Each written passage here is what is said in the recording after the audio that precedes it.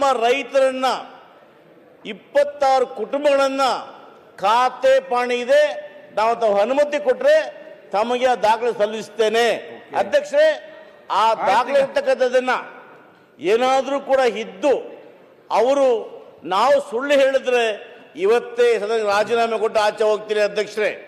ಆದ್ರೆ ಸಚಿವರು ಬಹಳ ಪ್ರಬುದ್ಧರು, ಆದ್ರೆ ಬಡವರ ಅನ್ಯಾಯ ನಾನು ಕೇಳಿದ್ರೆ ನೀವು ಆಗಿಲ್ಲ ಅಂದ್ರೆ ಏನ್ ಸ್ವಾಮಿ ಧರ್ಮ ಇದು?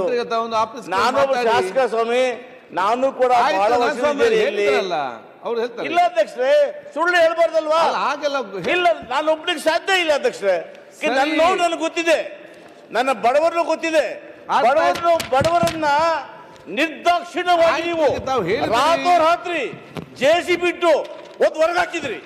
ಇಲ್ಲಿ ಹೇಳ್ತೀರಿ ಏನು ಮಾಡಿಲ್ಲ ಅಂತ. ಆಯ್ತು, 2022ರಲ್ಲಿ ನಿಮ್ಮ ಸರ್ಕಾರ ಇದ್ದಾಗೆ ಯಾವುದು ವೆರಿಫಿಕೇಶನ್ ಮಾಡಿದ್ರೆ ಸುಪ್ರೀಂ ಕೋರ್ಟ್ ಹೋಗಿ ಕೊಟ್ಟಿದ್ರಲ್ಲ ನೀವು. ಈಗ ಬಂದು ಮನೆ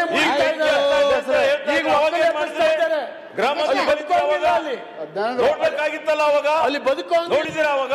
ಕೇಳಲಿಲ್ಲ ಸರ್. ಯಾಕೆ ತಪ್ಪಾಯ್ತು? ನಿಮ್ಮ ಅಧಿಕಾರಿಗಳು ಅಧಿಕಾರಿಗಳ ಪ್ರಶ್ನೆ ನೀವೇನ್ ಮಾಡ್ತಾ ಇದ್ದೀರಿ?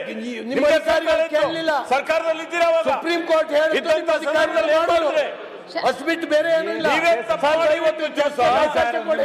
ಸಭಾಧ್ಯಕ್ಷರೇ, ಚರ್ಚೆಗೆ ತಪ್ಪು ಇದನ್ನ ಡೀಟೇಲ್ ಪರಿಭಾವಿತ ಅರಣ್ಯ ಇದೆ, ಡೀಮ್ ಫಾರೆಸ್ಟ್ ಇದೆ, ತಪ್ಪಾಗಿ ಏನು ಕೊಟ್ಟಿದ್ದಾರೆ. ಈಗೇನು ಜನ ಸಫರ್ ಆಗ್ತಾ ಇದ್ದಾರೆ, ರಾಜ್ಯದ ಅಭಿವೃದ್ಧಿನೂ ಸಮಸ್ಯೆ ಆಗ್ತಾ ಇದೆ.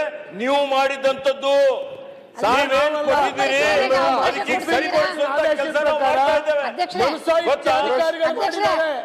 ನಿಮ್ಮನ್ನು ಕೂಡ ಕೇಳ್ತಾ ಇಲ್ಲ, ನಿಮ್ಮನ್ನು ಕೂಡ ಕೇಳ್ತಾ ಇಲ್ಲ. ಸುಪ್ರೀಂ ಕೋರ್ಟ್ ಹೇಳಿದಂಗೆ ಸಭಾಧ್ಯಕ್ಷರೇ, ಸಮೀಕ್ಷೆ ಮಾಡಬೇಕಂತ ತೀರ್ಮಾನ ಆಗಿದೆ. ಕಂದಾಯ ಇಲಾಖೆ, ಅರಣ್ಯ ಇಲಾಖೆ ಸೇರಿ ರಾಜ್ಯಾದ್ಯಂತ ಜಂಟಿ ಸಮೀಕ್ಷೆ ಮಾಡ್ತಾ ಇದ್ದೇವೆ.